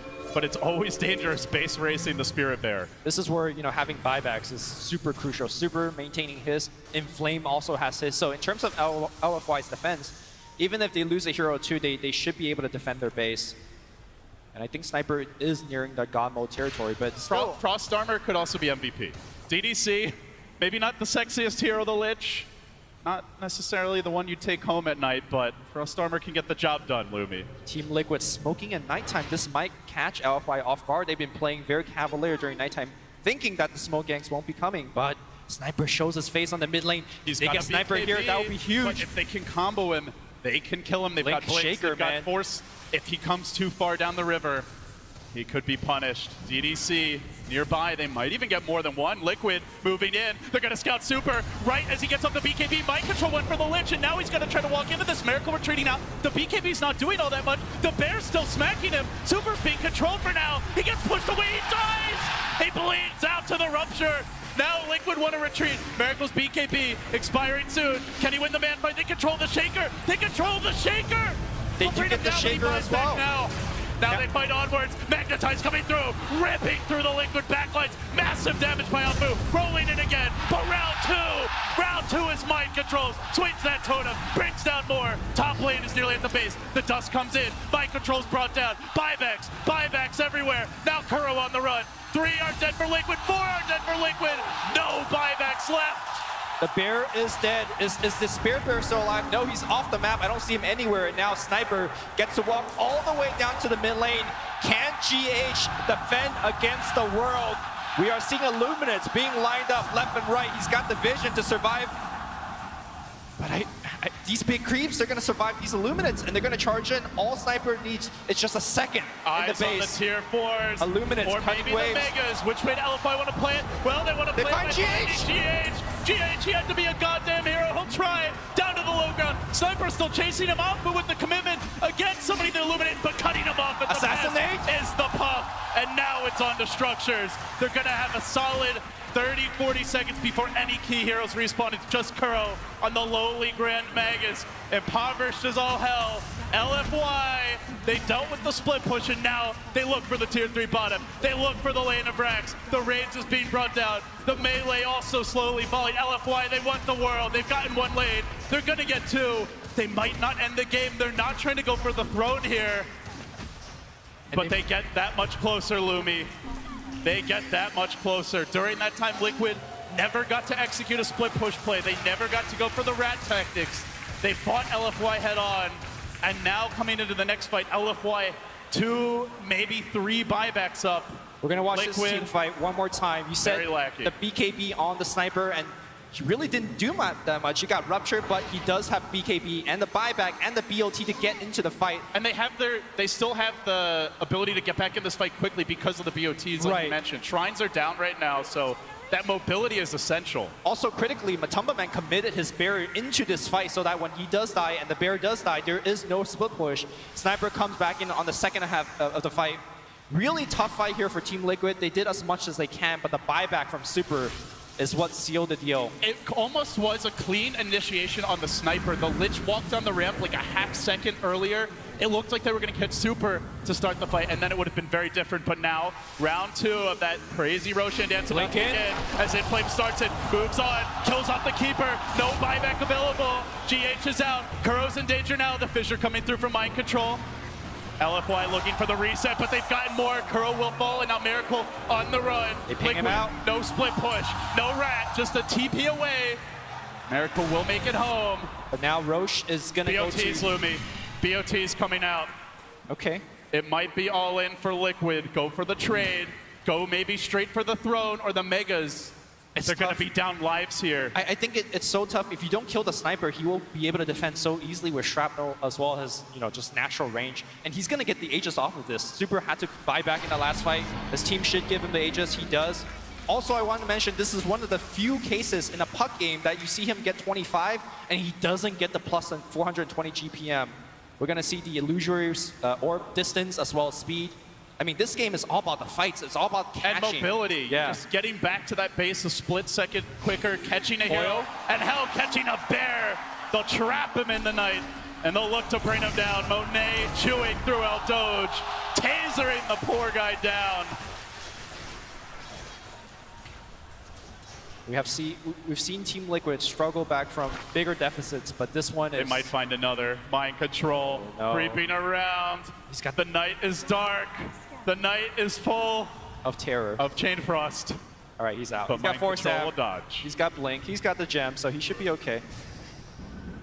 And now, systematically... Look at this. The anti-Tinker wards have been out for LFY. They might just keep that going, Lumi, as the game grows later. Yeah. It's been out for a while now. Yeah. And that's really how they should be looking to play it. Constantly try to find heroes. Hell, the bear hiding in the trees. 40-12, and Liquid are still somehow not out of it yet, but they might be on their last breath now. Coming in for the siege is LFY. The lanes are pushed fairly well in all 3 sides, but the bear is doing the work bottom, and that is the exposed lane. Yeah, you got to be careful. LFY might need to send someone home soon. The BOT's on cooldown for the puck. This is going to be a very Sniper has slow it, push. but doesn't want to use it. You got Illuminate as well as Blood Rights. The bear's coming in quickly. Yeah. They're pinging it out. They know it's going to be here, and they've actually walked the puck home. He get BOT back. They want to gank that bear, get the Megas, and not give anything up. And if this bear dies, they won't have a bear for at least 30 seconds. Could be enough time to just end the game. They recall back the bear. They bring the bear home, but that also buys them time. They could try to wait out this Aegis. I mean, look at Super. He's just struggling to push. He eats Illuminates. He eats the Blood Right. He gets his Shrapnel stolen. I just don't think LFY could breach the high ground like this. They need to wrap around, make a play. The bear shows on the mid lane. They scout it out with the ward. Can Puck find him? Bleeding Puck now. jumps in. They found him. No, he pulls it back. Get out of there, Matoma Man says. It's not safe. Fast reaction. Pandas are endangered. On that recall, and Sniper still working on this building. He's been here for like 2 minutes.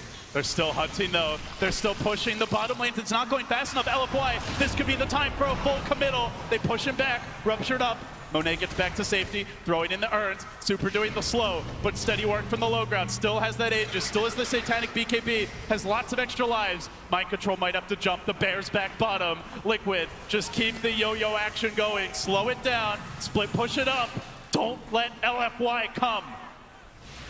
Illuminate spam, shrapnel spam, towers down below half, the siege continues.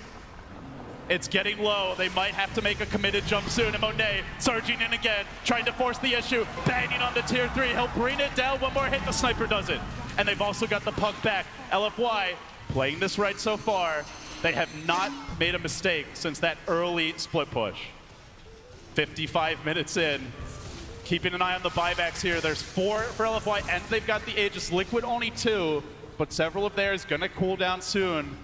They've still got this one lane top looming. That's all that stands between LFY and Megas. Critically, Sniper also has ramped up to Satanic, so try to kill this guy 2 to 3 times in a row. They can control him very well with things like Savage Roar, with the fissures. They're trying to get the bear again. They saw it head into the jungle. That bear is elusive, man. The Mask of Man is coming in big right now. He's even going Deso. He is all in on this split push, but for sure. He's all in on the hero kills. Worming his way through the trees, actually painting out Mind Control's exact position, almost like he knows he's there. Could roll in. He jumps forward. Creeping in the night. Afu, the pride of Southeast Asia, looking for the opening, but it's actually a flame. He gets in there first, and he catches enough. Monet moving forward. They get turned back for the racks. They get turned for objectives, focusing on El Doge, but they're buying time. They push Monet around, into the Echo, and into death, but still, Inflame answering back, blinking it with the silence, looking for more. The racks are being sieged. Liquid are not split pushing. Liquid are not split pushing. The bear now, all that's left. They commit. They commit. They will lose the sniper. He's coming back for round 2, though. Still, they haven't taken his racks. He's got BKB. Liquid are holding. BKB activated, and now he's going to go right on everybody. Super cannot be controlled. The bear, that's the second line, and get the bear. The fissure, now the follow-up silence. They might bring him down. Can they slay the beast? They kill him. He's got buyback. 2 minutes on the sidelines. Miracle needs to get the hell out. So low, so low. Afu rolls him down. Everybody buys back, and their mothers too. Miracle's back in the game, fighting that sniper under the fountain. He's going to get left into the fountain. Chaos. They're in the fountain. Sniper is dead. Satanic. Can he actually come back? He's alive. He's in the fountain. Oh my God. Rupture. They might be able to go back the other way. Liquid not out of it yet. Miracle with the blade now. Oh my he God. can die back too. Liquid. He fights on. Liquid can do it. Everyone's buybacks out. Everyone's still teleporting Puck's back coming back in. They're not over yet. Gets the coil. Gets Miracle. Glimmer. Where are the gems? Somebody save Miracle. Oh my God. Infest kill. Hiroki, they want the Rubik as well. Diving forward. Great Mega's down. 4 are dead. All that stands is the keeper of the light. GH, gotta be a goddamn hero, but the base in shambles. The tier 4's being sieged. They're going for the tier 4s. Last trick, every last stop got pulled here for Liquid, and still, LFY, they're prevailing now. They're gonna take the tier 4s. The throne is all that's left. Liquid, they poured their hearts out in this game 1, but the game is LFY's. There is no way. They're going to make their best Savage Roar. The kick for the stun, blinding light cannot be casted. He's silenced. The throne is down. Unbelievable. Sensational showing here. LGD, forever young, stayed, I wouldn't say cool, calm, and collected, but just enough, Lumi. Liquid tried to drive them to the brink of insanity, and they survived. Credit to Team Liquid, despite being down so much, we still see the Matumba Man, Aghanim Scepter Bear able to actually claw back Elena Rax, another tier 3, and just put the fear into LFY, but was not enough, man. Was not enough. This entire stadium was on their feet the last 10, 15 minutes of that game. They were all in, and so were Liquid. 48-17 the final score, but it didn't feel that one-sided at all. It didn't at all. Also, that was so many BOTs in that game. The puck getting the Lucher Orb, that was so clowny. The stolen coil, it was a smoke dodge from the Rubik of an Assassinate. Like, every last stop pulled out by Liquid. They need a better start. They do. I feel like the Miracle Bloodseeker just got neutered super hard in the early game. He did have his huge impact as he turned level 25, but they are smiling. They still look confident even in defeat. Can they bounce back? LGD Forever Young lead the series 1-0. The legend of the bear, almost backdooring Team Liquid into a victory.